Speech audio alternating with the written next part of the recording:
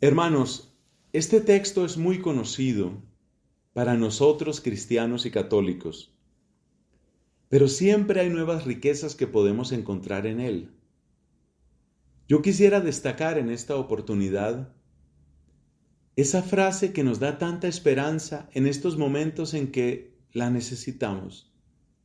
Para Dios nada hay imposible. Esta frase nos habla de cómo las barreras que son insalvables, que son definitivas para nosotros, no lo son para Dios.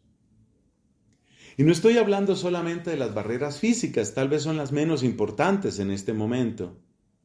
Estoy hablando de las barreras, por ejemplo, de la incredulidad. Las barreras que levanta el pecado haciéndonos creer que ya no podemos superar una determinada situación, por ejemplo, un vicio. Las barreras culturales, por ejemplo, aquellas que nos hacen creer que ya el mundo cambió y que no tiene sentido luchar.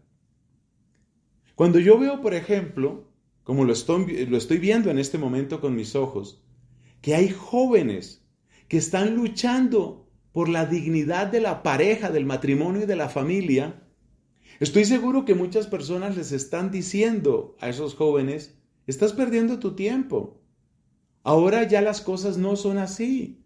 El modelo de matrimonio que tú conociste ya se acabó. La familia tradicional ya no vale. Eso de que unión solamente entre el hombre y la mujer, eso ya se terminó.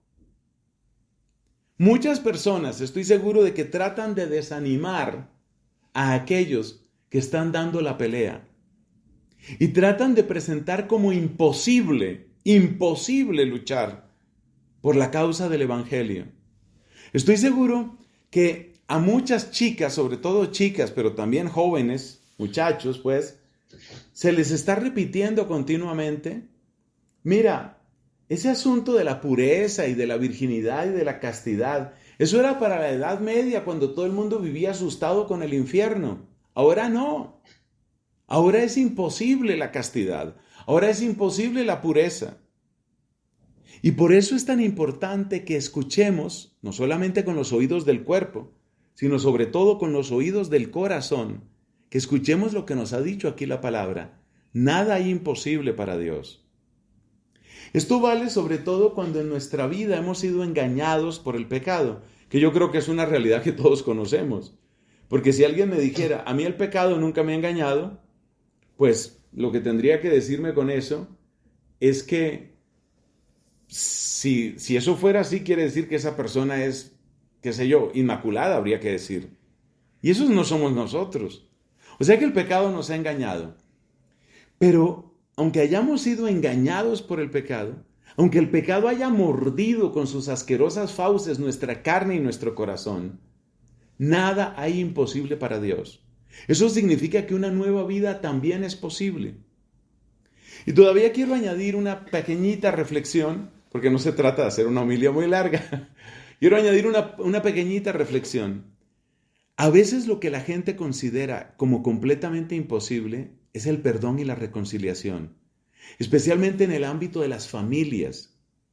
Hay personas que sienten que allí donde se ha roto, por ejemplo, la confianza, ya no hay nada que la pueda restaurar.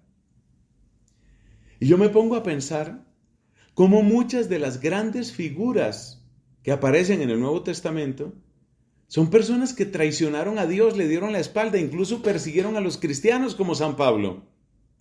Mira, todos aquellos cristianos de primera generación, todos ellos tenían perfectamente claro que Pedro, el gran Pedro, había sido un traidor y había jurado en vano, en público había jurado en vano, tratando de salvar su propio pellejo. Los que estaban ahí, todos sabían quién era María Magdalena y cómo había estado poseída por 7 demonios y cómo era un escándalo de mujer. Los que estaban ahí sabían cómo Pablo había perseguido a muerte a los cristianos y había sido cómplice en la muerte de Esteban. Y sin embargo, nada hay imposible para Dios. Y esto significa que incluso en esas circunstancias, Dios tiene una palabra definitiva. Por eso yo quiero que miremos esta fiesta, esta hermosa fiesta litúrgica, que la miremos como una fuente de esperanza para nosotros y que el Señor restaure en nosotros la confianza de lo que Él puede hacer. Incluso cuando tenemos la tristeza, que hoy tenemos muchos, de aquellas personas que se nos han muerto. Estoy hablando de la pandemia. Nada hay imposible para Dios. El reencuentro en amor con esas personas no se dará ciertamente en esta tierra, ni hay que buscarlo en esta tierra, eso sería espiritismo. Pero ese reencuentro, en un abrazo que ya no terminará, ese reencuentro sí que puede darse. Y a ese reencuentro nos llama el Señor, porque nada es imposible para Él.